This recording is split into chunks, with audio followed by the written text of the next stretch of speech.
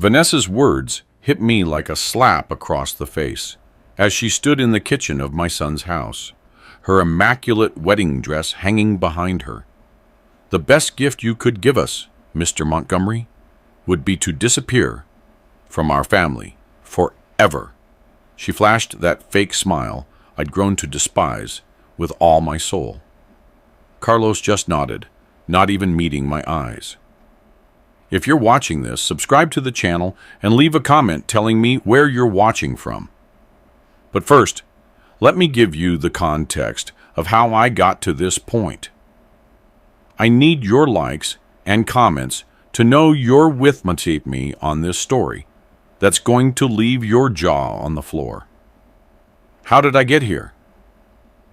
3 years ago, I sold my beautiful house in the historic Bronzeville neighborhood of Chicago.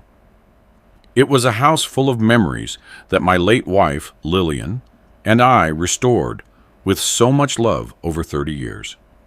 I sold it to give Carlos and Vanessa the down payment for their dream home in the upscale Lincoln Park area. $1.479 million. All the savings of a lifetime, handed over with the unconditional love of a father who just wants to see his son happy.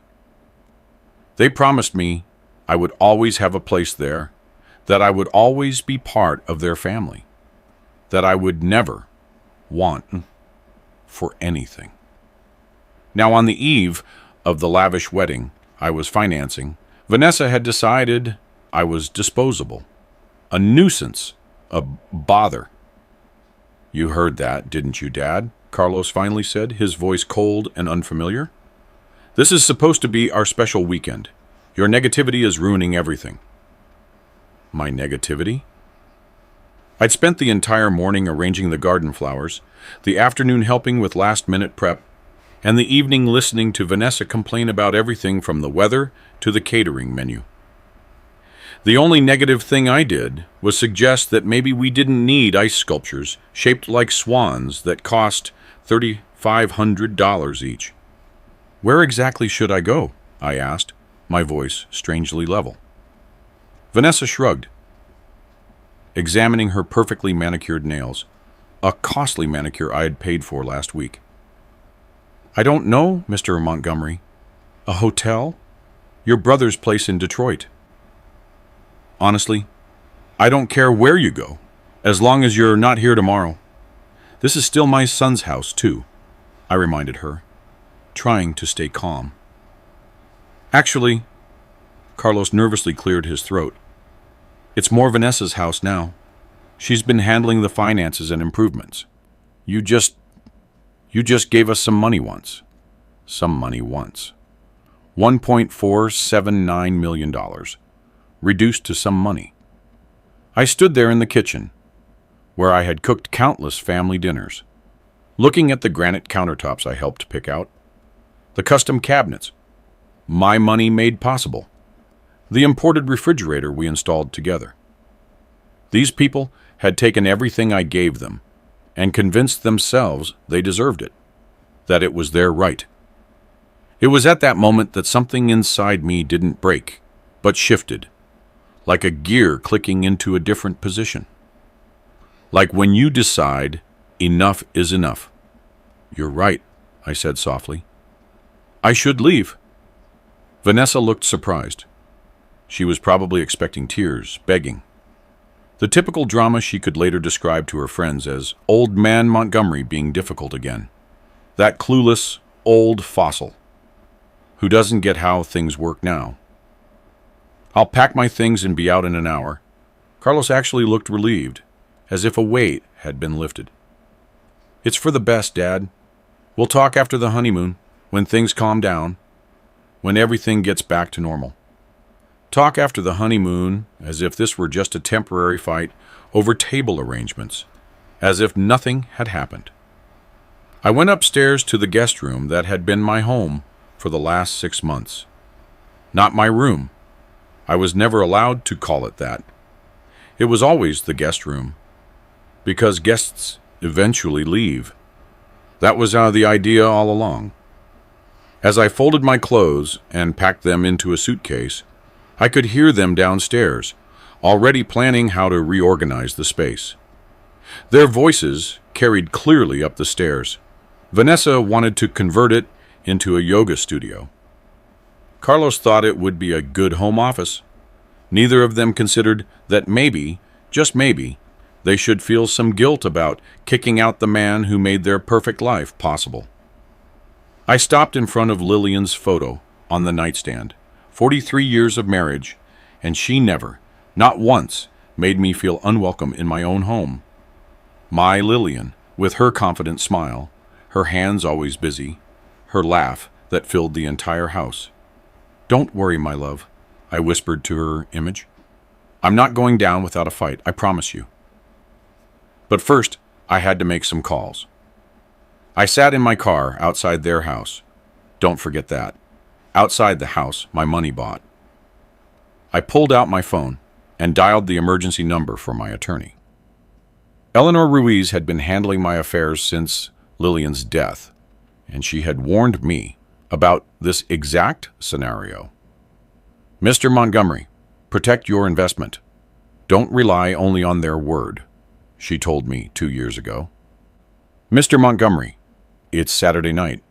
Is everything all right?" Her voice sounded worried. "Eleanor, I need you to pull the house purchase documentation. Everything." A pause. "Did something happen with Carlos and Vanessa?" I told her everything. Vanessa's ultimatum, Carlos's betrayal, the casual way they treated my contribution and some money once.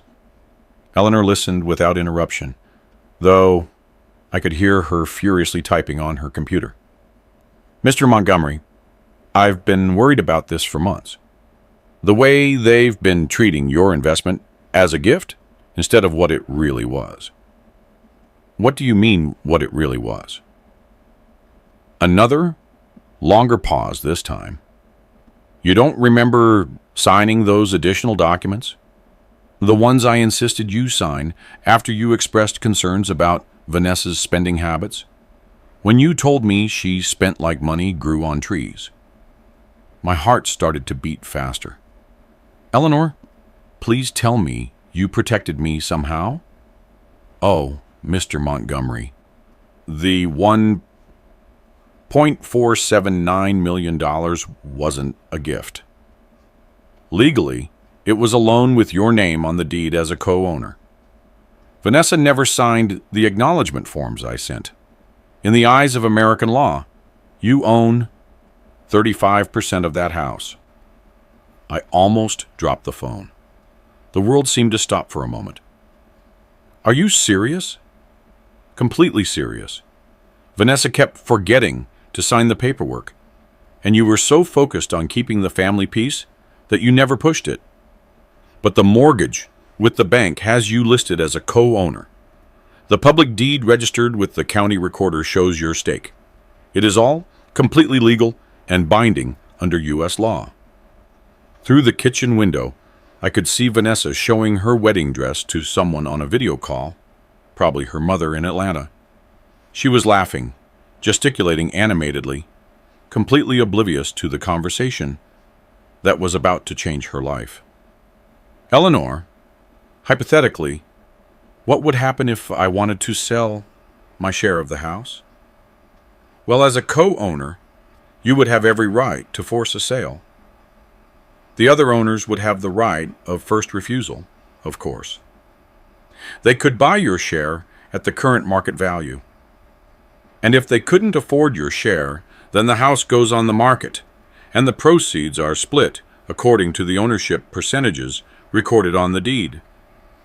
I watched Carlos appear in the kitchen window, popping a bottle of champagne to celebrate their freedom from the annoying father, no doubt. "Eleanor, I need you to prepare a notice of intent to sell. I want it delivered first thing Monday morning, into their hands with a return receipt." "Mr. Montgomery, are you sure about this? Once we initiate this process..." "I've never been more sure of anything in my life, Eleanor. They want me to disappear. Perfect. but I'm taking my 35% with me, and God help them. After hanging up, I sat in the growing darkness, watching my son and his fiancée toast their future in the house I made possible. They had no idea that in less than 48 hours, their perfect little world was going to collapse like a house of cards. But first, I had one more call to make. The Grand Ballroom at the Palmer House Hilton. This is Sophia. How may I help you? Hello, Sophia. This is Mr. Robert Montgomery. I need to speak to the banquet manager about tomorrow's wedding reception. Oh, Mr. Montgomery, how exciting. The wedding is tomorrow, right? How can I help? I'm very sorry, but there's been a change of plans. I need to cancel the reception. Cancel? But sir, it's less than 24 hours away. The food is already being prepped. The staff is scheduled. The jazz band is already confirmed. I understand, and I'm prepared to pay the cancellation fee as stipulated by the contract. But sir, the contract is in my name. I put down the $50,000 deposit. I paid the 50% prepayment. I believe I have the right to make changes, don't I? A rustling of papers. Let me verify. Yes, the contract is in your name, with your credit card information. But surely you'd want to speak with the couple first. No, that's not necessary. I'm making an executive decision. Please cancel everything. The banquet, the band, the flowers, everything. Mr. Montgomery, with all due respect, this seems like something that should involve the couple. It's their wedding. I watched Vanessa through the window, trying on her veil for the 100th time that day. The couple made it very clear that my involvement in their lives is no longer welcome. So I am just honoring their wishes, doing exactly what they asked. 20 minutes later, I was checking into the Peninsula Hotel in downtown Chicago, ordering room service, and feeling something I hadn't felt in years. The satisfaction of taking control of my own life. If you're enjoying this story, don't forget to subscribe to the channel so you don't miss the next parts. Leave a comment telling me what you would do in Robert Montgomery's place. Do you think he did the right thing? I'll read your comments. My phone started ringing at 11:47 p.m. What have you done? Vanessa's voice was screaming so loudly, I had to hold the phone away from my ear. I honored your request, I said calmly, muting the TV in my hotel suite. You wanted me to disappear, so I disappeared. The Hilton called. They said you canceled our reception. Our wedding reception, Mr. Montgomery. There are 200 people expecting dinner tomorrow. 200? I'm sure there are. That seems like a problem for you, dear. Carlos grabbed the phone. Dad, this is insane. You can't just cancel our wedding because you're upset about the accommodation. I didn't cancel your wedding, son. You can still get married. I only canceled the reception I was paying for. You know, the one that was costing me $238,000. Silence. A silence so profound, I could hear their ragged breathing. I'd never mentioned the cost before, always deflecting the conversation when they asked about the money. I wanted to be the generous father, while they remained happily oblivious to the sacrifices involved, the effort it represented. 200 on $38,000, I repeated slowly, letting each word drop like a stone. Vanessa's voice sounded faint. Now the reception, the flowers, the photographer, the band, the catering, all of that. You thought it was all free. You thought the money just materialized because you two decided to have a telenovela fairy tale wedding? But we can't notify 200 people. There's no reception, Carlos stammered. You're resourceful adults. I'm sure you'll figure it out. I hear that cheap hot dogs and barbecue are very economical. You could throw a block party? Vanessa was crying now. Hysterical sobs that might have made me feel guilty 6 months ago. Now they sounded like the tantrums she'd been throwing since the engagement. How could you do this to us? We trusted you. You're Carlos's father. Trusted me? You literally told me to disappear from your family. I'm only complying with your request, my dear daughter. I didn't mean forever, Vanessa wailed. I only meant for the weekend, so you wouldn't be in the way. Ah, I see. So I should have guessed that when you said forever, you meant temporarily. How foolish of me not to understand your secret code. Carlos tried a different approach. Dad, please, can we talk about this like adults? Come back home, and let's fix this. To a house where I'm no longer welcome? The house where my presence ruins everything? I don't think so, son. Where are you staying anyway? Vanessa demanded, as if she had the right to know. No, that's no longer your concern, is it? You made it very clear that my accommodations were my problem to solve. You said so yourself. I could hear frantic whispering in the background. They were probably trying to figure out how to undo the mess they'd created. The panic in their voices was palpable. Could you at least call the Hilton back?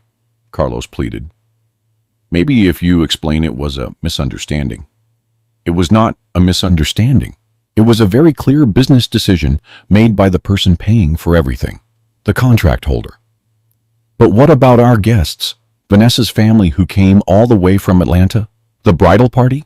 Carlos asked in desperation. What about them? You're still getting married? They can still witness it. They just won't get a free 20-course meal afterward. They can go get tacos or burgers, right? Vanessa took the phone back. You're being spiteful and cruel, Mr. Montgomery. This is beneath you. No, dear. Spiteful and cruel was telling the man who has been supporting your dream wedding to disappear from your family. I'm just being fiscally responsible, looking out for my money.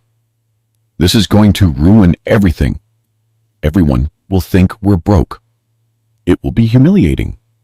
Well, since you brought it up, I let the sentence hang for a moment, watching them squirm.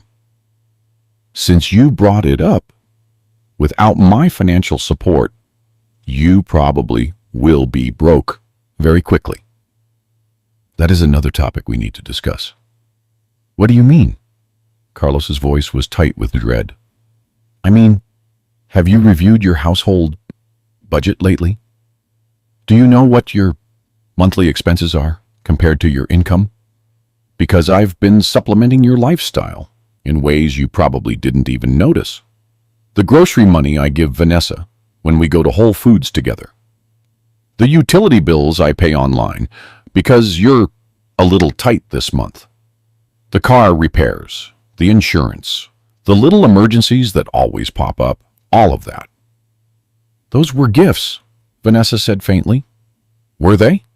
Because from my perspective, they look more like an allowance. And allowances can be suspended at any time. The silence stretched so long, I thought they had hung up. Finally, Carlos spoke. What do you want, Dad? Now that was interesting. An hour ago, they couldn't wait to be rid of me. Now they wanted to negotiate. I want exactly what you offered me, to disappear from your family permanently. And I want to take my money with me when I go.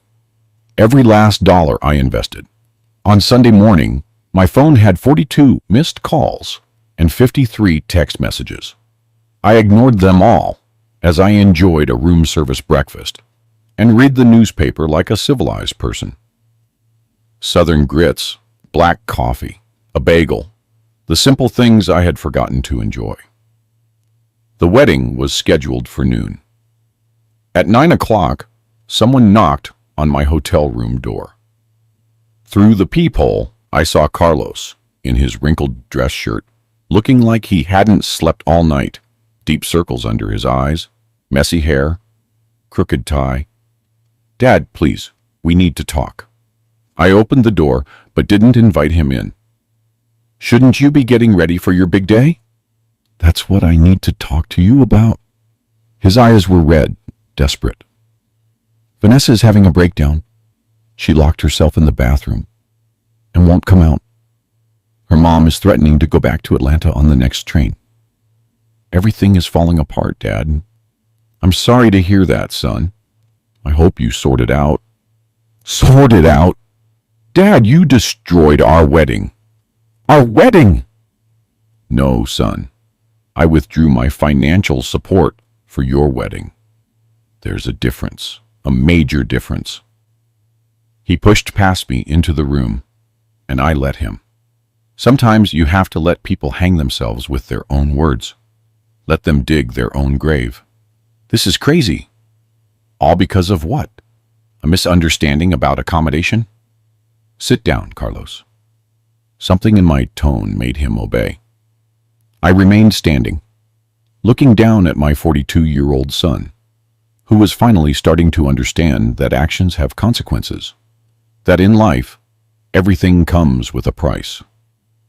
This is not about accommodation. This is about respect.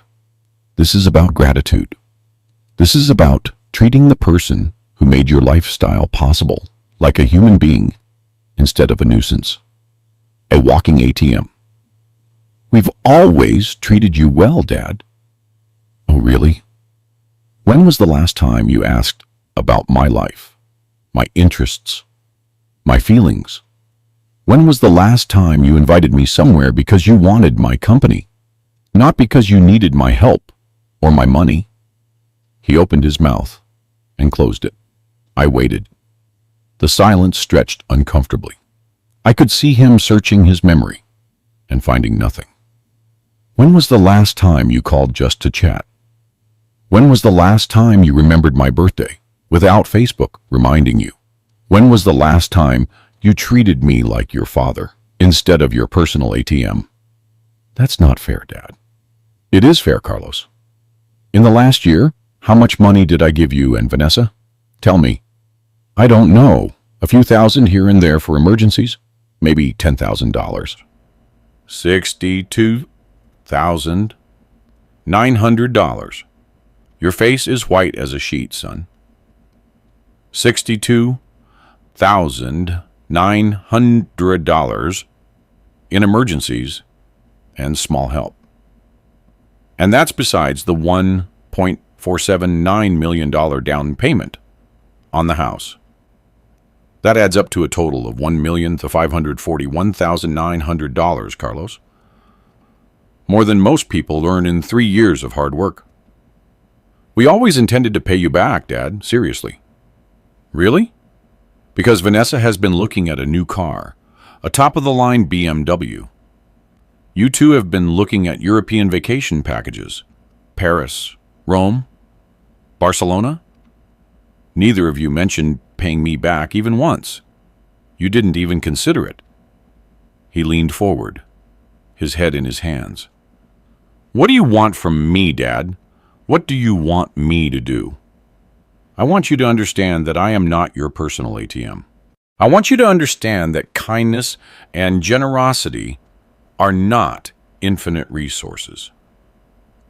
And I want you to understand that when you treat someone poorly for long enough, that person eventually stops caring about your problems. So you're punishing us by ruining our wedding day?" The cruelty in that statement confirmed everything I'd been feeling. "No, Carlos. I'm protecting myself by interrupting a pattern of financial and emotional abuse." "Financial abuse? That's ridiculous." "Is it? You've conditioned me to believe my only value to your family is monetary. You've trained me to expect crumbs of affection in exchange for huge financial contributions. You've made me feel guilty for having needs and expectations, while you took everything offered for granted. I sat across from him, looking him straight in the eye. Yesterday, Vanessa told me the best gift I could give your family was to disappear permanently. And you agreed with her. After everything I have done, everything I have sacrificed, you agreed that I should disappear. She didn't mean it, Dad. She did, and so did you. And you know what? You're going to get exactly what you asked for. He looked up sharply. What does that mean? I smiled, and it was not a kind smile. It means you'd better figure out how to pay for your own lifestyle from now on. It means you'd better hope Vanessa's parents are generous. And it means you'd better start looking for apartments, because the house situation is about to get very complicated. What are you talking about? His voice was taut with fear. I'm talking about the legal documents you never bothered to read before your mother and I helped with the down payment. The ones that make me a co-owner of your precious Lincoln Park home. The color completely drained from his face. All the blood rushed from his head. That's right, son. I own 35% of your house, and I'm about to put it up for sale. The house you brag about so much on social media. Carlos stared at me as if I'd spoken in some ancient language. You can't own part of our house. We bought it. We live there. It's ours. With my $1.479 million down payment. Did you think that money just evaporated into thin air? That it disappeared? But you said it was a gift. You said you wanted to help us start our life together. I pulled out my phone and scrolled to the email Eleanor had sent me the night before. Would you like me to read you the relevant legal documents? That's impossible. Vanessa would have had to sign something. She would have told me. Vanessa was supposed to sign something. She kept forgetting to return the papers. Eleanor filed them anyway with the county recorder. It's all legal. Carlos was shaking now. With anger or fear, I wasn't sure. You planned this. You were planning this all along. Oh, son. If I were planning this, don't you think I would have done it before I paid for your wedding? The truth of that seemed to hit him. I had spent $238,000 on a wedding for people who had just told me to disappear. If I were plotting something, I would have stopped months ago. So, what happens now? His voice was small, defeated. Now you have a choice. You can buy my 35% share at the current market value, or we can sell the house and divide the proceeds according to the recorded ownership percentages. We can't afford your share. The house is worth $4.2 million now. 35% all of that is over $1.47 million. Almost exactly what you invested. But the house went up in value. I know. I'm good at math, that's why I have money. And you two are always broke. Always asking for more. He winced. We're not. We just have a lot of expenses. Carlos, your combined household income is $136,000 a year. Your mortgage is already $7,400 a month. Add in the car payments, the credit cards, the bills, the groceries, Vanessa's shopping habit, the dining out, and you're spending more than you make every month. Much more. How do you know all this? Because I've been making up the difference for the last 3 years. Did you think the money fairy left cash under your pillow every month? The hotel phone rang. I answered it while Carlos sat there processing the new reality. Mr. Montgomery, this is Sophia from the Palmer House Hilton. The mother of the bride is on the other line. She's asking if we can reinstate today's reception. She says she will pay all the costs if you permit it. I looked at Carlos, who was listening with desperate hope in his eyes. That is very generous of her, Sophia, but I'm sorry. It won't be possible. Dad, please, Carlos began. I held up my hand to silence him. You see, Sophia, there are some family dynamics at play here that make it inappropriate for me to accept payment from other family members for an event I decided to cancel. I must maintain my business decision. I understand, Mr. Montgomery. Should I tell Mrs. Ellison that the cancellation stands? Yes, please. And Sophia, please send my final invoice to this hotel. I'll pay everything I owe for the inconvenience. I always honor my obligations. After hanging up, I turned back to Carlos. Vanessa's mother was willing to pay $238,000 to save your reception. She had been planning this wedding for months. She invited half of her social club. What a shame. Too bad her daughter couldn't be civil to the person who was originally paying for everything. Very regrettable. Carlos pulled out his phone. I need to call Vanessa. We need to figure out what to do about the house. About all of this. Go ahead. But Carlos, when you talk to your wife about our new arrangement, make sure she understands one thing. He looked at me as he dialed. I'm not the same man who left your house last night. That man was desperate to maintain family peace at any cost. This man is tired of being exploited. Very tired. You're really going to force us to sell our house? Our Lincoln Park house? I'm going to exercise my legal rights as a co-owner. What you do with that information is up to you. The ball is in your court now. He left without another word, presumably to deliver the worst news of Vanessa's life on what should have been her happiest day. The irony was delicious. 20 minutes later, my phone rang again. Robert! Vanessa's voice was barely recognizable through the sobs. We need to talk. No, dear, we don't. You made it very clear yesterday that talking to me was not something you were interested in.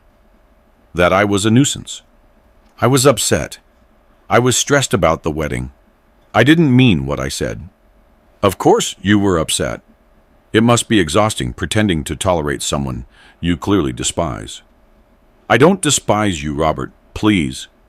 In the 3 years since you moved into the house I bought for you, you have never once thanked me. Not once. You never asked about my life, my interests, my health. You never invited me to anything unless you needed me to babysit, bring food, or ask for money. But you're Carlos's father. Your family. Vanessa wailed through her sobs. Yesterday you told me the best gift I could give this family was to disappear permanently. Today you say I'm family. Which is it, Vanessa? You can't have both. More desperate crying. That desperate wailing used to make me rush to her, with tissues and comfort. Now, it just sounded manipulative. Robert, please, I'll do anything. I'll apologize publicly. I'll pay you back whatever you want. Pay me back with what money? You don't work, remember? You're a full-time homemaker in a house you couldn't maintain without my money. I'll get a job. I promise. That's a great idea. You should. But it doesn't change the current house situation. What if we agreed to pay you back everything? All the money you've given to us over the years? Every dollar? I almost laughed. Vanessa, darling, you owe me $1,541,000. $900. At the U.S. minimum wage, it would take you about 8 years to earn that amount. And that's assuming you never spend a single penny on anything else. No food, no rent, no nothing. The silence that followed was the sound of reality finally sinking into her mind. By 4:07 p.m., they had called 23 more times. I didn't answer any of them. Instead, I sat in the hotel restaurant enjoying a delicious late lunch and watching a local news report about a wedding disaster at the Palmer House Hilton. The reporter didn't name names, but the footage of Vanessa in her wedding dress crying on the steps of the hotel was pretty unmistakable. Social media was already ablaze with commentary. "Excuse me, aren't you Robert Montgomery?" I looked up and saw a woman my age with perfectly styled gray hair and kind eyes. She looked familiar, but I couldn't place her. "I'm sorry. Do we know each other?" "Carol Ellison, Vanessa's mother." She gestured to the empty chair across from me. "May I sit down?" This was going to be interesting. Mrs. Ellison sat down with the grace of someone who had spent decades managing social crises. An elegant woman, one who knows how to behave in any situation. "I wanted to thank you, Robert." That was not what I expected to hear. Thank me for what exactly? For showing my daughter who she really is, who she has become. The waitress appeared, and Mrs. Ellison ordered a black coffee. I waited, curious to see where this was going. The silence between us was not awkward, but expectant. "I've been worried about Vanessa for years," Mrs. Ellison continued. "That sense of entitlement, the way she treats people she considers beneath her, the complete lack of gratitude for anything. I kept hoping marriage would mature her, that it would make her grow up." Her coffee arrived. She drank it thoughtfully before continuing. "And now I've seen how she treats the man who made her lifestyle possible, and I'm horrified, ashamed to be her mother." "Mrs. Ellison, you don't have to. Please let me finish." She raised her hand gently. "I offered to pay for the reception, not because I support Vanessa's behavior, but because I felt responsible for the 200 guests who were inconvenienced, the social embarrassment they were going to suffer. I understand, but you were right to refuse. My daughter needed to face the consequences of her actions, real consequences, the kind that can't be fixed with daddy's money or mommy's connections." Mrs. Ellison reached into her purse and pulled out an envelope. She placed it on the table between us. "Vanessa called me hysterically about the house situation, demanding I lend her money so they could buy your share. $1.47 million, Robert, as if it were pocket change. And what did you tell her?" "I told her absolutely not. That if she wanted to own a house, she should have treated the co-owner with respect. That actions have consequences." A woman after my own heart, I thought. "May I ask you something, Robert?" "Of course." "What is your end game here? Do you plan to force the sale of the house?" I leaned back in my chair, considering the question carefully. "I've been asking myself the same thing, Mrs. Ellison. Honestly, I haven't decided yet. Part of me wants to see if they really can figure out how to maintain themselves without my money. Part of me wants to sell the house just to watch their perfect little world collapse like a house of cards. And the other part remembers that Carlos is still my son, despite everything. That blood is blood." Mrs. Ellison shook her head slowly. "I understand that feeling, but I can give you one piece of advice from someone who has been complicit in her daughter's bad behavior for 39 years. Please, go ahead. Don't save her from this. Whatever your decision about the house don't cushion her fall. Vanessa has never faced real consequences for treating people poorly, and it has made her into someone I barely recognize as my daughter. She pulled a business card from her bag and slid it toward me. I'm heading back to Atlanta tomorrow. If you ever want to talk to someone who understands what it's like to love an ungrateful child, call me anytime. After Mrs. Ellison left, I was alone with my thoughts and my phone, which was still buzzing with increasingly desperate messages. The notifications wouldn't stop. The truth was, I hadn't decided what my endgame would be. I had been reacting, protecting myself, setting boundaries. But now I needed to figure out what came next, what I really wanted. The radical option was to force the sale. Carlos and Vanessa would have to find an apartment, probably in a less exclusive part of the city. They would finally understand what it means to live within their means, how normal people live. The merciful option was to offer them my share for less than the market value, maybe just what I had actually invested in the house. They would still struggle, but they could keep their home, their social status.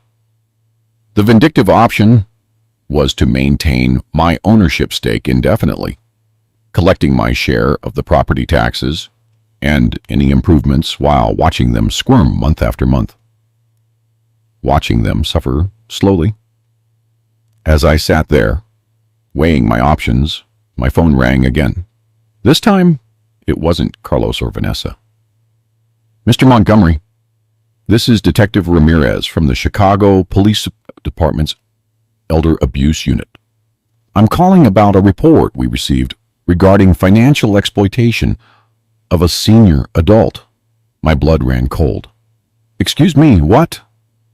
We received a call from someone alleging that family members have been financially exploiting you and that you may be suffering from cognitive impairment. They are requesting a wellness check.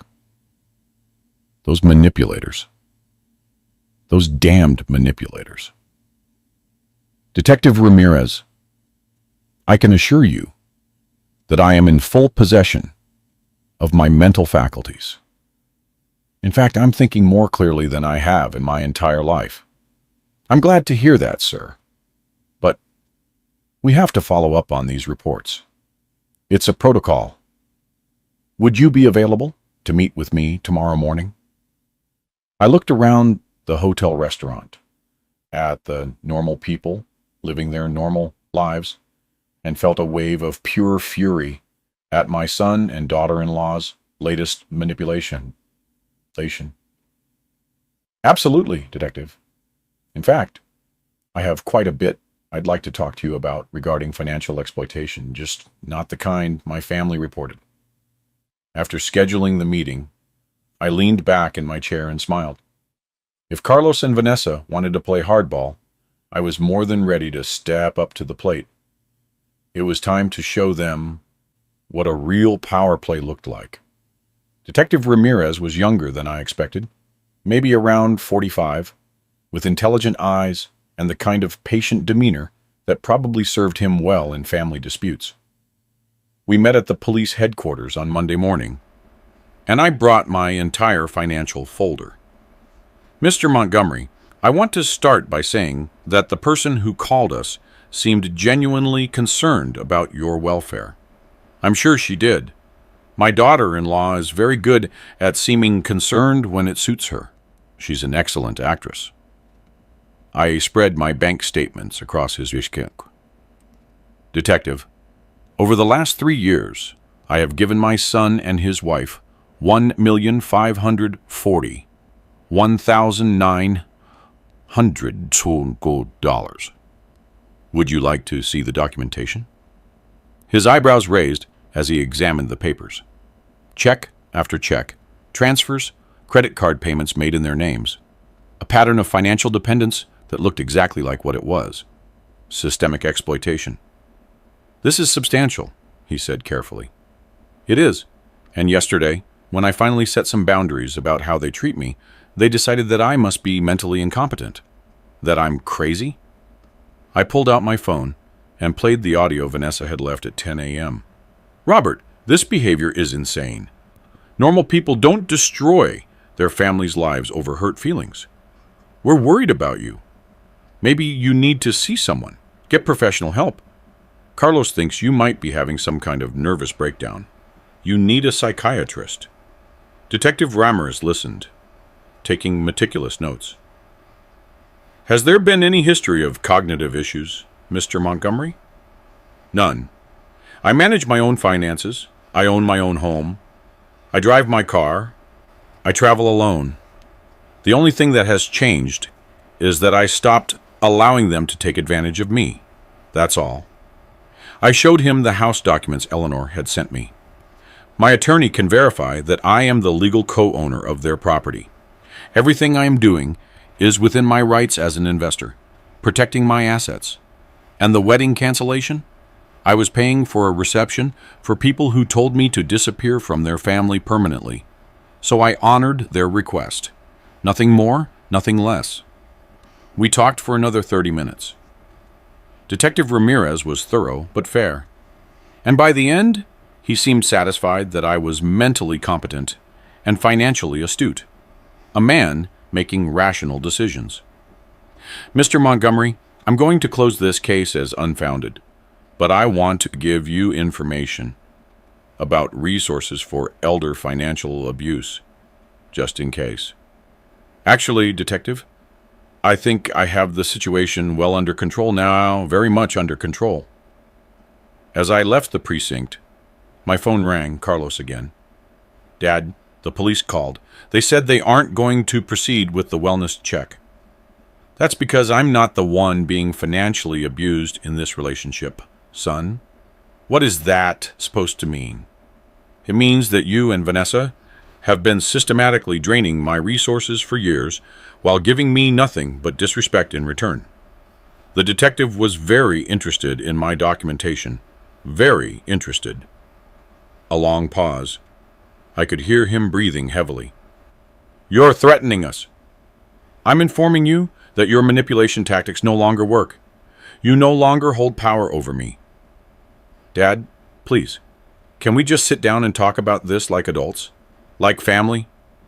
We can, but not in the house I co-own.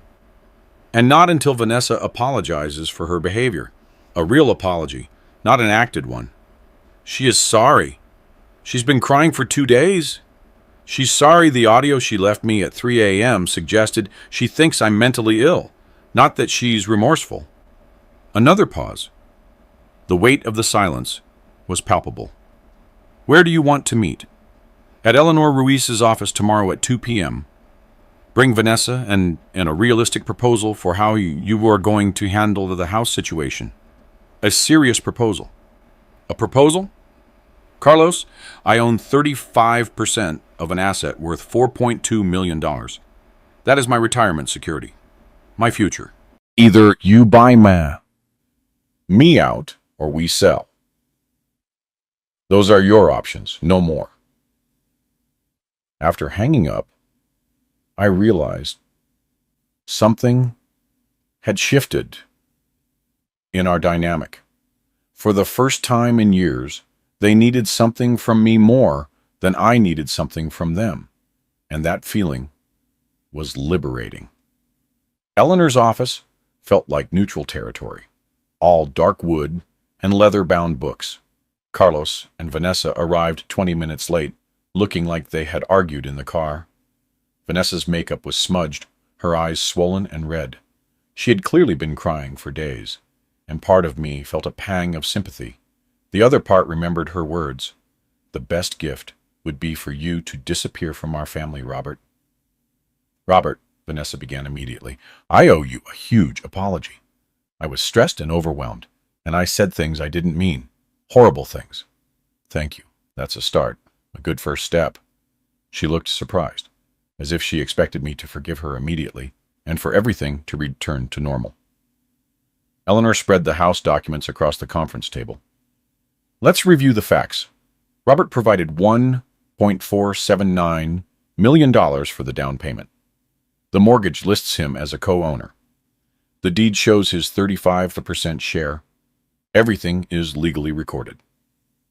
Carlos studied the papers as if they might magically change, as if the words would rearrange themselves. We had no idea about the ownership stake.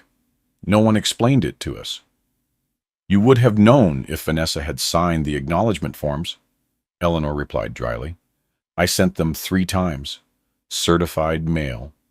I was busy with wedding preparations, Vanessa said faintly. For 3 years? Eleanor's tone was wonderfully skeptical. I let them squirm for a moment before speaking. The question now is, how do we move forward? I have a proposal. They both leaned forward, hopeful, desperate for a way out. Option 1. You buy my 35% share at the current market value, $1.47 million. Vanessa's face went white. We don't have that kind of money. It's impossible. Option 2. We put the house up for sale and divide the proceeds according to the ownership percentages. Simple math. We'd have to move, Carlos said softly. Leave Lincoln Park, lose everything we built. Yes. To something you can actually afford. To something commensurate with your actual income. How most people live. And option 3? Vanessa asked desperately. There is no option 3. These are your 2 options. Nothing more. If you're enjoying this story, don't forget to like and subscribe to the channel so you don't miss the conclusion.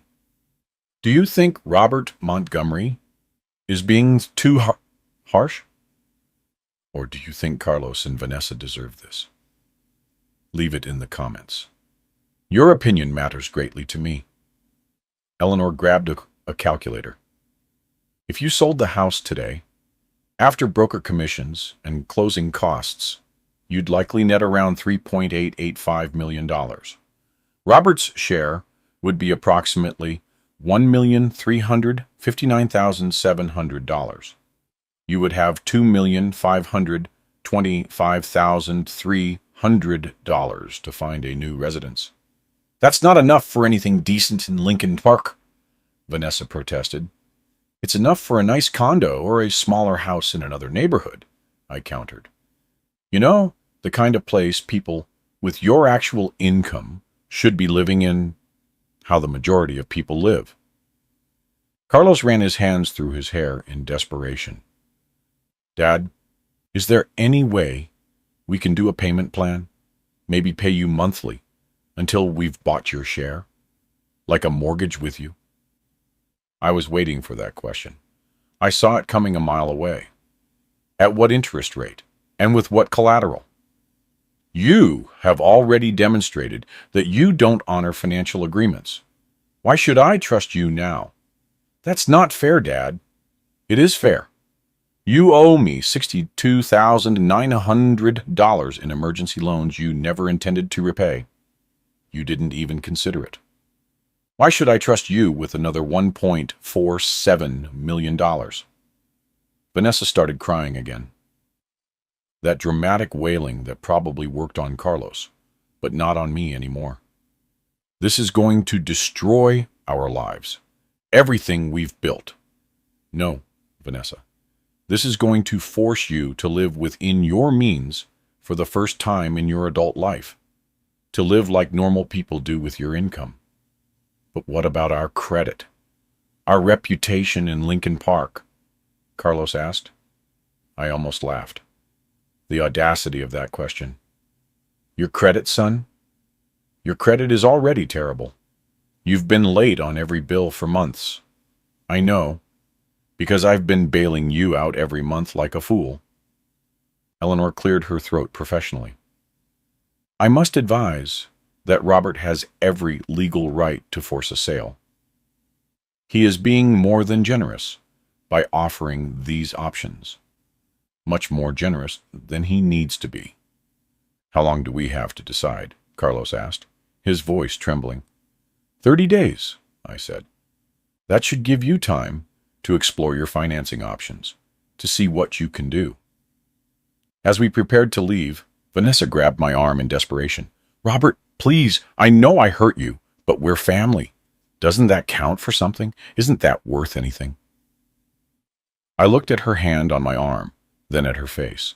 For a moment, I saw the scared young woman behind the facade, the real woman beneath the mask. Vanessa, family should count for something. That's exactly the point. That's the entire problem. 2 weeks after the 30-day deadline, I had an unexpected visitor. Mrs. Ellison was at my hotel room door with a bottle of red wine and a determined expression. I hope you don't mind me dropping in unannounced. I got your hotel information from Eleanor Ruiz. I gave her permission. I invited her in, curious about what had brought Vanessa's mother back to Chicago. I came to see the kids, Mrs. Ellison said, settling into the room's only armchair. And to talk to you, Robert. How are they? Terrible. Vanessa is having daily panic attacks. Carlos is working overtime, trying to find a way out. They're fighting constantly. The house looks like a battlefield. I poured 2 glasses of wine, surprised to find I felt less satisfaction in their misery than I had expected. Perhaps my heart was still too soft. Mrs. Ellison, are you here to ask me to reconsider? Actually, no. I'm here to tell you about Vanessa's father, about how we raised her. That was not what I expected to hear. Richard spoiled our daughter rotten, Mrs. Ellison continued. Every tantrum was rewarded. Every consequence was cushioned. Every failure was someone else's fault. She never had to face reality. She sipped her wine thoughtfully. When Vanessa was 16, she totaled the car driving drunk after a party. Instead of letting her face the legal consequences, Richard hired the best lawyer money could buy, and the charges were dropped. He paid for everything, and she never learned. Why are you telling me this? Because I've watched my daughter turn into someone I don't recognize, and I finally understood that her problems won't be solved with more money or more bailouts, with more help from Mommy and Daddy. Mrs. Ellison reached into her purse and pulled out a check. She placed it on the table between us. Vanessa asked me to give you this. It's for $425,000, a good faith payment to buy your share from Richard's life insurance policy. I looked at the check, but didn't touch it. And what did you tell her? I told her that I would not be the one to enable her bad decisions ever again. That the check was from Richard's life insurance, money I was saving for her inheritance. She took the check and tore it in half, then into 4 pieces. Mrs. Ellison, that's a lot of money. Money Vanessa didn't earn and doesn't deserve. Robert, I want you to know that whatever your decision about the house, you have my support, even if it means they lose the house. Especially then.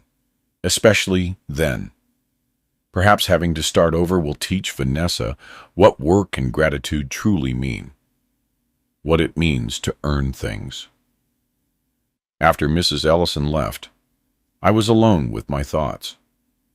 For 3 years, I had been as much an enabler of Vanessa's behavior as her parents had been.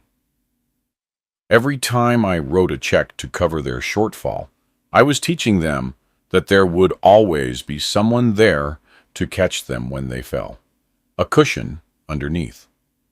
The question was, what kind of lesson did I want them to learn now? My phone buzzed with a text from Carlos. Dad, we got approved for a home equity loan that would cover $1 million to $20,000 to buy your share. Can we meet to discuss installment payments for the rest? I stared at the message for a long time. They were trying, which was more than they had done in years. But a home equity loan meant sinking deeper into debt, not learning to live responsibly. I wrote back, we can discuss. But I want to see a full household budget and a realistic plan to pay off all your debt, not just mine. Everything must be on the table. His response came immediately. Whatever you want, Dad. We just wanted to fix this, please. For the first time since it all began, that sounded like progress, like genuine change. The budget meeting was revealing in the worst possible way. Carlos and Vanessa spread their financial documents across Eleanor's conference table like evidence of a crime, which in a way, they were. All right, I said, reviewing their monthly expenses. You spend $6,800 a month on dining out.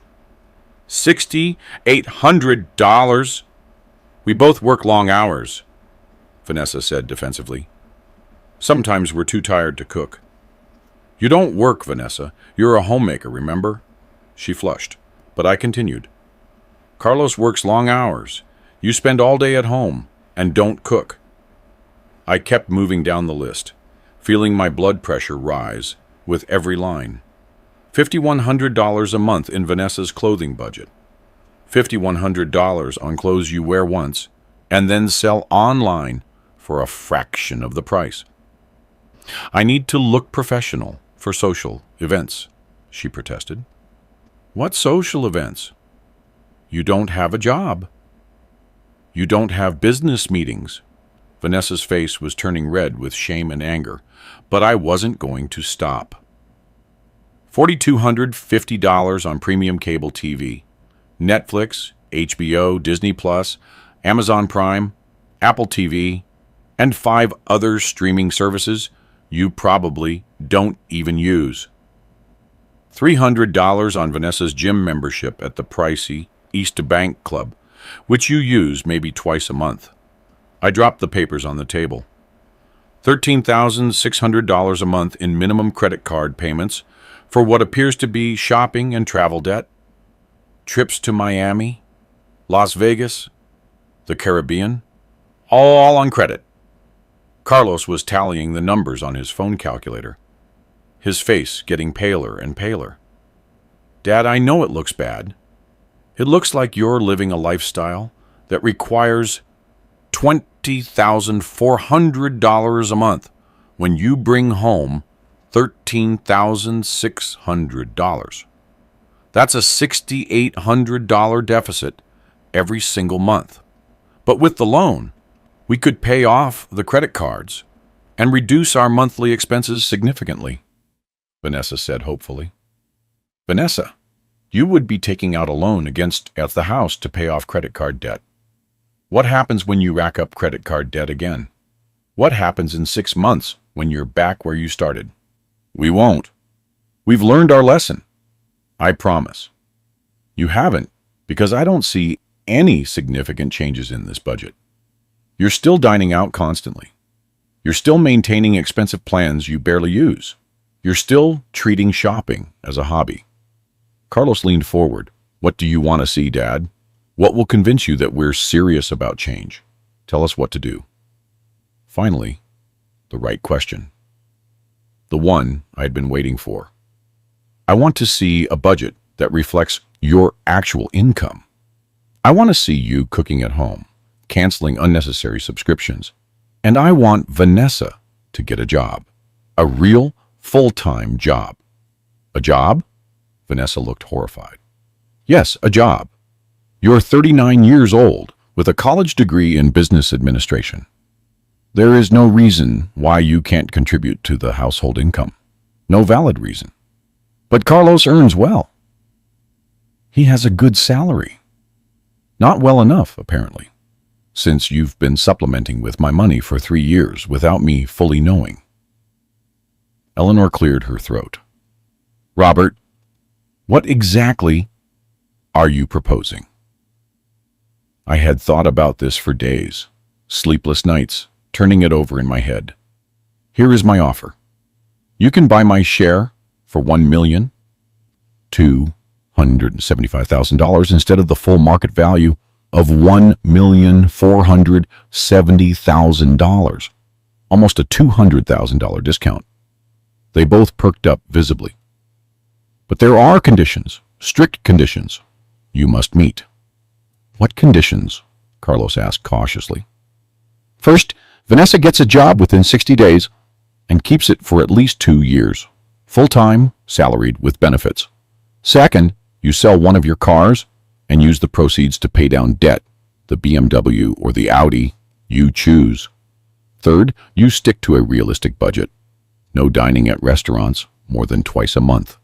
No unnecessary shopping, and no new debt for 2 years. How are you going to monitor that? Carlos asked. With monthly financial reviews with Eleanor. You provide bank statements, credit reports, and income verification. All transparent, all verifiable. And if we violate any condition? Vanessa's voice was barely a whisper. If you violate any condition, the full amount is immediately due. The full $1,275,000. And I will proceed with the forced sale of the house with no further discussion. This is like being in financial prison, Vanessa said, shaking her head. No, Vanessa, this is called being responsible for your decisions. This is called accountability. Being adults. They asked for time to discuss it privately. As they talked in the hallway, Eleanor turned to me. This is either very generous or very cruel. I can't decide which. Maybe it's both. Maybe they need both. When they returned, Carlos spoke for both of them. We accept your terms. All of them. All of them, Vanessa confirmed, though she looked like she was swallowing poison. Eleanor began drafting the agreement. It would need to be notarized and filed with the court. All legal, all binding. As we finalized the paperwork, I watched my son and daughter-in-law sign away their financial freedom for the next 2 years. Part of me felt victorious. Part of me felt sad that it had come to this. But mostly, I felt like I was finally teaching them a lesson their parents should have taught decades ago. Actions have consequences, and family is not a free pass to treat people poorly. If you're enjoying this story, please like and subscribe to the channel. Your comments help me keep creating content like this. Tell me, do you think Robert Montgomery's conditions are fair or too strict? What would you do in his place? Leave it in the comments. I read each and every one. As they signed the final document, Eleanor made one observation. This agreement is legally binding. Any violation will result in immediate legal action. You both understand that? Yes, they said in unison. And you both agree voluntarily, without coercion? Carlos looked at Vanessa. She nodded slowly. Yes, Eleanor, we agree. The documents were signed, sealed, notarized. Eleanor would place them in a safe file and begin the monitoring process next month. As we stood up to leave, Carlos approached me hesitantly. Dad, I know you're still angry. I know it will take time to rebuild trust, but I want you to know we're going to comply with this. We're going to prove it to you. I hope so, son. For your sake. I truly hope so. Vanessa kept her distance, unsure of what to say. Finally, she spoke in a soft voice. Thank you for giving us a chance, Mr. Montgomery. We won't waste it. I promise. Time will tell, Vanessa. Time will tell. As I walked out of Eleanor's office, my phone rang. It was Mrs. Ellison. I heard about the agreement. Thank you for not giving up on her, she said. I replied, thank you for not saving her. Sometimes the greatest act of love is letting someone face the consequences. That night, sitting in my hotel room, I realized I had crossed a threshold. I was no longer the father desperate to maintain peace at any cost. I was a man who had finally learned to protect his own interests while still offering a hand to those who were willing to work for their redemption. And that I decided, was exactly the kind of father I should have been all along. 6 months later, I was sitting in my new condo, a beautiful 2-bedroom place in a senior living community in Bronzeville with a pool, community gardens, and walking trails, a place where I finally felt at peace. My phone rang with surprising news. "Mr. Montgomery, it's Vanessa." And her voice sounded different, lighter, more genuine. "I got the promotion." Vanessa had started working as a receptionist at a dental clinic in the Hyde Park area and had apparently been good enough to be promoted to office manager, a real job with real responsibilities. "That's wonderful, Vanessa. How do you feel?" "Exhausted," she laughed. And it was the first genuine laugh I had heard from her in years. "But also proud. I never knew I was good at organizing things, managing staff, solving problems." "You always were. You just never had to use those skills before. You never had the chance to shine." There was a pause, a meaningful pause. "Robert, I owe you an apology. A real apology. Not that panicked one I gave you in Eleanor's office." "I'm listening. I'm here." "I have been awful to you for years. I treated you like an ATM and then got angry when you had feelings about it. I convinced myself that you were just being dramatic. But the truth is, I was the entitled one, the cruel one, the spoiled one." I sat back in my new armchair, surprised by how much her words affected me, how much I had been waiting for them. "What made you change your mind? Having to work for money instead of just asking for it? Realizing how hard it is to save even $170 when you were paying your own bills? And understanding what you sacrificed to help us, everything you gave without asking for anything in return?" Through my window, I could see other residents working in the community garden. I had signed up to help with the spring planting next week. I finally had time for myself, for my interests. And Carlos, how is he handling all of this? He's getting there. He still thinks you were too harsh, but he admits we needed to change, that we couldn't keep going the way we were. I'm glad to hear that. Robert, would you ever consider coming over for dinner? Nothing fancy, just homemade spaghetti, and maybe some conversation that isn't about money. A normal family meal. I thought about it. The old Robert would have said yes immediately, desperate to restore the relationship at any cost. The new Robert had learned to guard his boundaries, to value himself. I would like that. But let's start with a meal, in a public place. Baby steps, Vanessa. Small, sure steps. Of course. Whatever you're comfortable with. You pick the place and the time. After we hung up, I sat in silence for a while, processing how different that conversation had been from all the others. And Vanessa had sounded like an adult, taking responsibility for her actions, not like a child making excuses. Maybe the lesson had finally been learned. Maybe there was hope.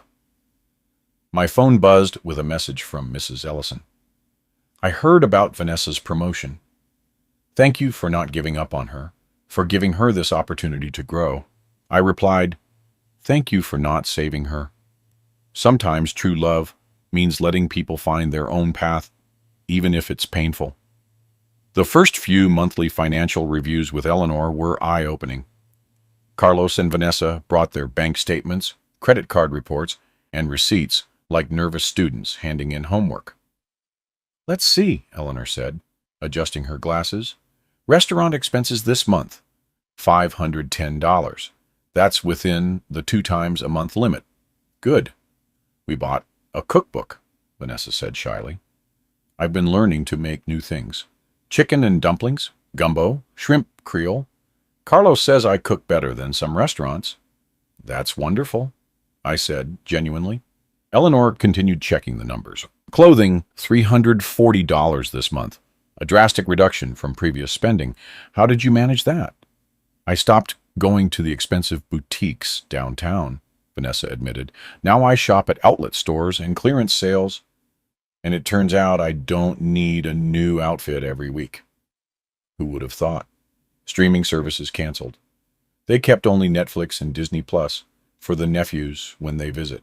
Monthly savings, $374. We sold the BMW, Carlos announced. We got $68,000 for it. We paid off 3 credit cards completely. I looked at their numbers, genuinely impressed. In 2 months, they had reduced their debt by almost $90,000 between the car sale and the extra payments. They were making real progress. And the gym? Eleanor asked. I canceled East Bank Club, Vanessa said. Now Carlos and I jog together in the mornings in Lincoln Park. It's free, it's quality time, and honestly, I feel better than when I had the expensive membership I never used. Eleanor made some final notes. For now, you are in full compliance with the agreement. Keep up this progress. I'll see you next month. After we left the office, Carlos stopped me in the parking lot. Dad, I know we're still on probation. I know you don't fully trust us yet, but I want you to know this has been good for us. Hard, but good. I'm glad to hear that, son. Vanessa and I have been talking more. Really talking, not just arguing about money. We cook together. We go for walks. We spend quality time. It's like when we were first married, but better, more real.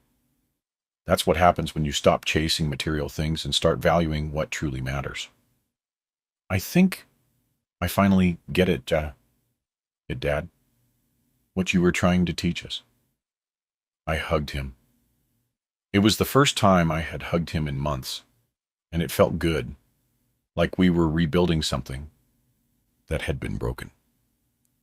In the 3rd month, Vanessa invited me to lunch, not to their house, as she had suggested before, but to a small, family-run soul food restaurant in the South Loop. A modest, unpretentious place with home cooking and reasonable prices. This is my favorite spot now, she said as we sat down. The fried catfish and grits are amazing, and the daily special is only $9.50. Incredible quality for that price. We ordered, and as we waited, Vanessa pulled out her phone. I want to show you something. She showed me photos of her new organized budget in an app. Color-coded categories, charts showing progress, clearly defined savings goals. I've been saving $8,500 a month from my salary. It's for an emergency fund, so we never have to ask you for money again when something unexpected comes up. Vanessa, I'm truly proud of you. Her eyes welled up with tears. You know what the craziest thing is? I'm happier now than when we were spending recklessly. When we had all that money flowing without worrying. I have a purpose now. I earn what I have. And it feels good. It feels real. That's the secret many people never learn. Happiness doesn't come from how much you spend, but from how much you value what you have and earning it for yourself. Our food arrived, and we started eating. The conversation flowed naturally. We talked about her job, my activities in the senior community, the plans I had to take photography classes. Robert, there's something else I want to tell you, Vanessa said, wiping her mouth with a napkin. Go ahead. I've been going to therapy once a week. My therapist helped me understand that I had a deeply rooted sense of entitlement that came from how I was raised, but that I was responsible for changing it, for growing up. That takes a lot of courage to admit, Vanessa. She also helped me understand why I said those horrible things that day. I was projecting my own insecurity onto you. I felt inadequate, like I wasn't enough. And instead of working on myself, I blamed you for making me feel that way. She reached across the table and took my hand. I'm so sorry, Robert. Truly, deeply sorry. Not just for that day, but for years of disrespect, ingratitude, and cruelty. You deserved none of it. None. This time, her apology felt completely different. It wasn't the desperate apology of someone trying to avoid consequences. It was the genuine apology of someone who truly understood what she had done wrong and was committed to changing. I forgive you, Vanessa, and I'm proud of the woman you're becoming. She smiled through her tears. So, do you think maybe, eventually, you could come over for dinner at the house? Not soon, but someday, I agreed, when we are both ready, when the trust is rebuilt, step by step. Of course, I understand. Absolutely. If you're enjoying this story of transformation and redemption, don't forget to like and subscribe to the channel. This story is coming to its end, but I want to know your opinion. Do you think Vanessa deserves a second chance? Do you believe the change is real? Leave it in the comments. Your opinion matters greatly. In the 5th month, something happened I didn't expect. Carlos called me early on a Saturday morning. Dad, are you busy today? There's something Vanessa and I want to show you. I drove to their Lincoln Park house for the first time in months. The door opened and Carlos greeted me with a genuine smile. Come on in, Dad. Welcome. The house looked different, simpler, less ostentatious. They had sold some of the most expensive furniture and replaced it with more practical, cozy pieces. The place felt like a home now, not a decor magazine. Vanessa appeared from the kitchen, her hair tied up in a simple ponytail, wearing jeans and a comfortable top. No elaborate makeup, no expensive jewelry. She looked happy, relaxed, real. Mr. Montgomery, I'm so glad you came. Come on in, come in. They led me to the dining room, where they had prepared a full meal. Fried chicken, collard greens, mac and cheese, cornbread, and sweet tea. Home cooking made with love. I made all of this myself, Vanessa said proudly. Well, Carlos helped with the mac and cheese, but the rest was all me. We sat down and started eating. The food was delicious, better than many expensive restaurants we had been to before. There's something we want to show you after we eat, Carlos said mysteriously.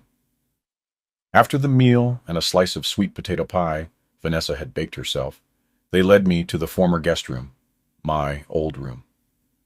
They opened the door, and I was speechless. They had transformed it into a cozy, welcoming bedroom, with a comfortable bed, a reading chair by the window, bookshelves filled with books, and framed prominently on the wall was Lillian's photo, which used to be on the nightstand.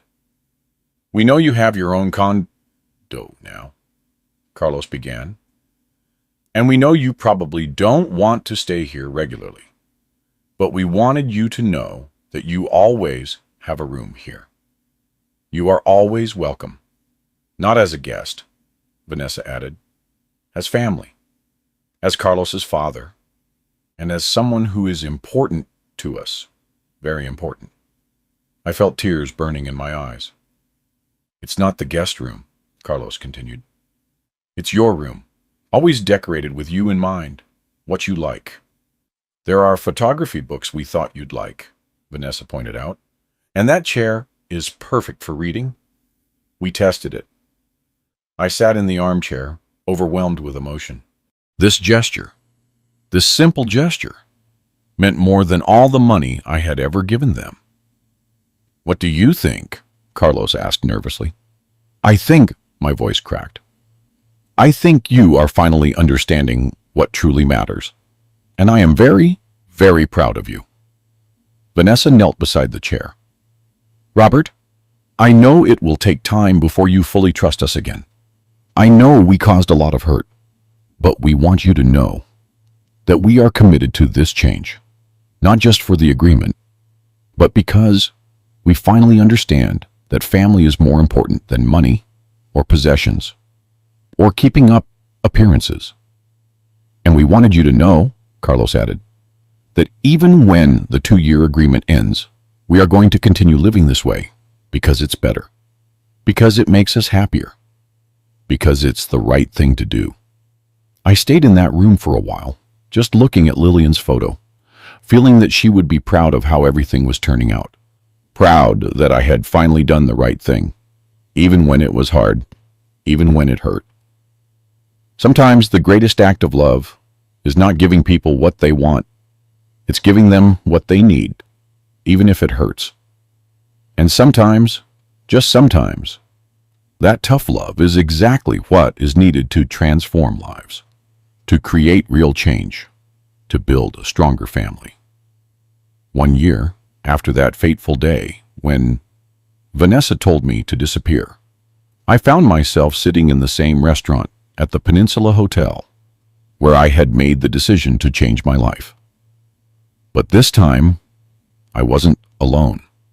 Carlos and Vanessa were sitting across from me, and between us was a folder Eleanor had prepared. The final folder, the one that would mark the end of our agreement and the beginning of something new. 12 full months, Eleanor said, reviewing the documents. 12 monthly reviews, without a single violation of the terms. Congratulations. Vanessa had kept her job at the dental clinic, even receiving another promotion that increased her salary to $2,800 a month. Carlos had received a promotion at his company.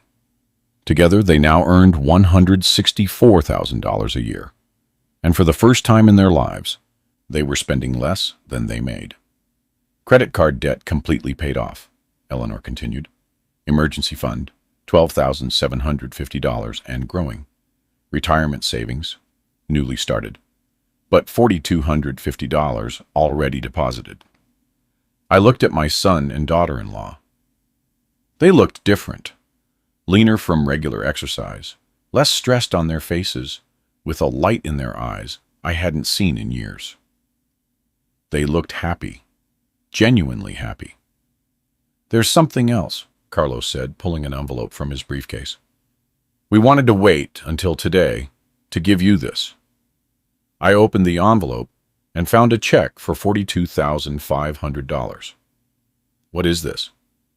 It's the first payment, Vanessa explained, of the $1,275,000 you loaned us to buy your share.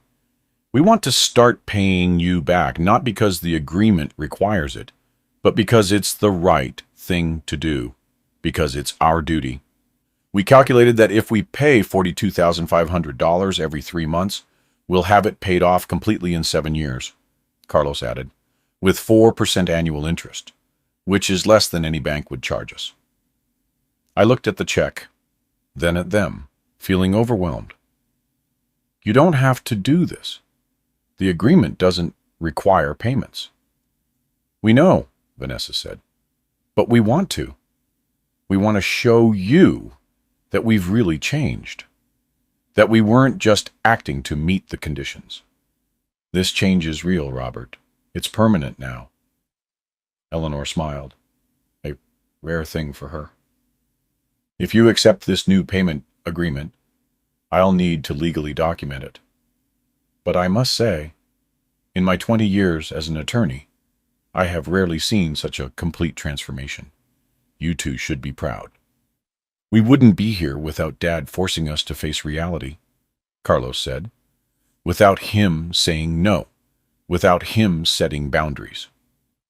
Vanessa nodded, her eyes shining with tears.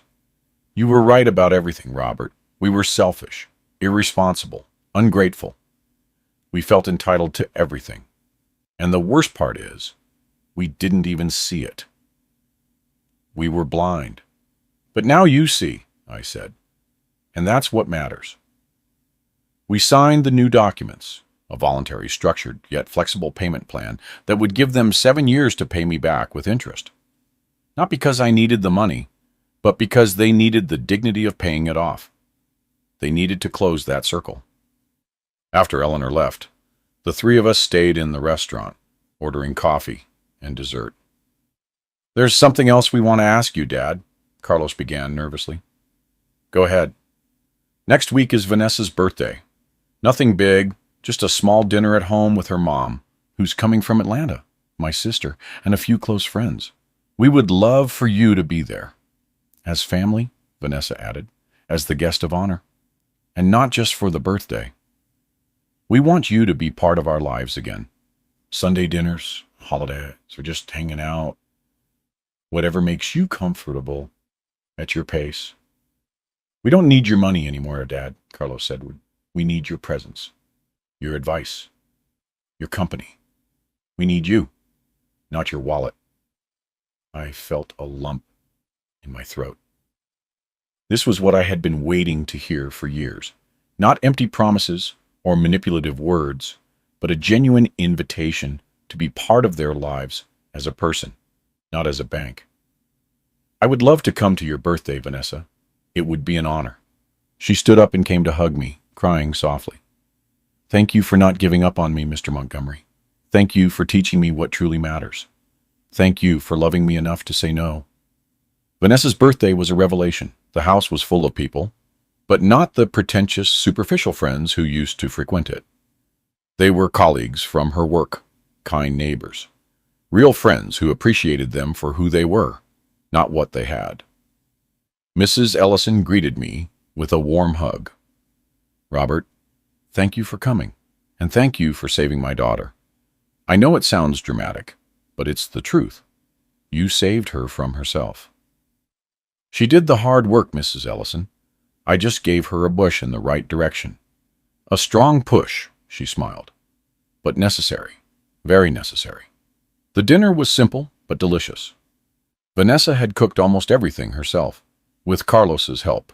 Chicken and gravy, white rice, fresh salad, homemade biscuits, and for dessert, a sweet potato pie that, they told me, was her third attempt until it came out perfect.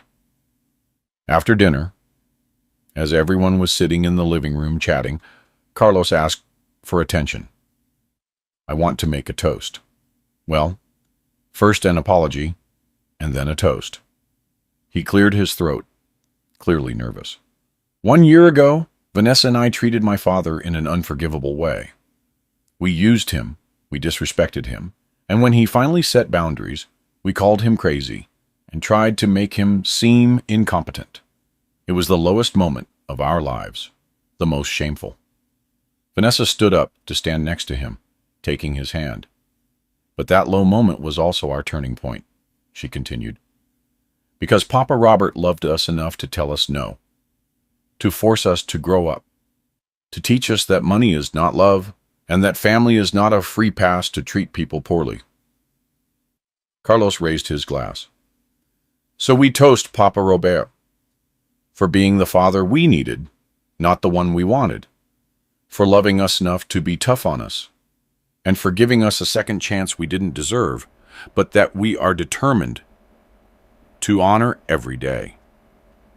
"Cheers," everyone said in unison. I stood up, emotional to the point of tears. "I want to say something, too. I spent 3 years being their safety net, allowing them not to grow, not to mature. By doing so, I did them a disservice. I robbed them of the chance to discover who they really could be when no one was bailing them out." I looked around the room at all these people who were now part of their lives. When I finally took away that net, I feared they would fall and break. But instead, they learned to fly, not because they wanted to, but because they had to.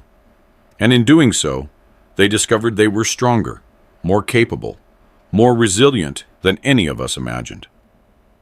So, I toast Carlos and Vanessa for having the courage to change, for doing the hard work of becoming the people they were meant to be, and for teaching me that it's never too late for a family to heal, to rebuild itself. That night, driving back to my condo, I reflected on the incredible journey of the past year. I had risked everything: my relationship with my son, my role in the family, even my own peace of mind, to teach a lesson that could have failed. But it didn't. It worked in ways I never imagined. Sometimes the greatest act of love is not giving people what they want. It's giving them what they need, even if it hurts. And sometimes, just sometimes, that tough love is exactly what is needed to transform lives, to create real change, to build a stronger family. 3 months later, I received a call I didn't expect. "Mr. Montgomery, this is Dr. Hernandez from the dental clinic where Vanessa works." My heart raced. Had something happened? Is everything all right? "Oh yes, everything is perfect. I'm calling because Vanessa told me about you, about your story, and she wanted me to ask if you would be interested in giving a talk at our community senior center on financial literacy and how to protect yourself from family financial abuse." A talk. Vanessa said your experience could help other senior adults facing similar situations, that your story could save other families. And frankly, after hearing what happened, I agree. I agreed to give the talk, and it turned out to be the first of many. Soon, I was speaking at community centers all over Chicago, sharing my story, teaching other senior adults about how to set financial boundaries with family members, how to protect their assets, and most importantly, how to understand that setting limits is not being cruel. It's being wise. Vanessa and Carlos accompanied me to some of these talks, sharing their side of the story, admitting their mistakes, and showing how change is possible when people are willing to do the work. At one of those talks, an older woman about 72 years old approached me afterward with tears in her eyes. "Mr. Montgomery, thank you. My son and his wife have been asking me for money for years, and I always felt guilty for considering saying no. I thought it was my duty, as a mother, to give everything I could. But now, I understand that by doing so, I'm not helping them. I'm hurting them." "What are you going to do?" I asked her. "I'm calling my lawyer tomorrow. I'm going to set boundaries, and if they get angry, that's okay, because I love them enough to force them to grow up, like you did." Those words filled me with a purpose I hadn't felt in years. My pain, my struggle, my difficult decision, it had all served a greater purpose than myself. I was helping others avoid the mistakes I made and find the courage to do the right thing, even when it was difficult. 2 years after the day Vanessa told me to disappear, I found myself at the same ballroom, at the Palmer House Hilton, where their original wedding should have been. But this time, it was different, very different. Carlos and Vanessa were renewing their wedding vows, not an extravagant wedding with 200 guests and ice sculptures, but an intimate ceremony with 30 people who truly mattered. Close family, true friends, colleagues who had become confidants. I was sitting in the front row with Mrs. Ellison beside me. The officiant was simple. The decorations were elegant but modest, and the meal would be a buffet of delicious soul food Vanessa had helped plan personally with the chef. When it was time for the vows, Carlos spoke first. "Vanessa, 2 years ago, I promised you eternal love in front of 200 people. But today, in front of the 30 people who truly matter, I want to promise you something deeper. I promise to work with you, not expecting others to fix our problems. I promise to value your effort, not just the results. And I promise to never forget the lessons we learned when we almost lost everything." Vanessa was crying, but smiling. Carlos, 2 years ago, I wanted a fairy tale wedding that would impress everyone. Today, I want a real marriage that makes us happy. I promise to keep growing, to keep working on myself, and to never take what we have for granted. I promise to remember that love is not what you receive, but what you give. And I promise to honor the people who loved us enough to force us to change.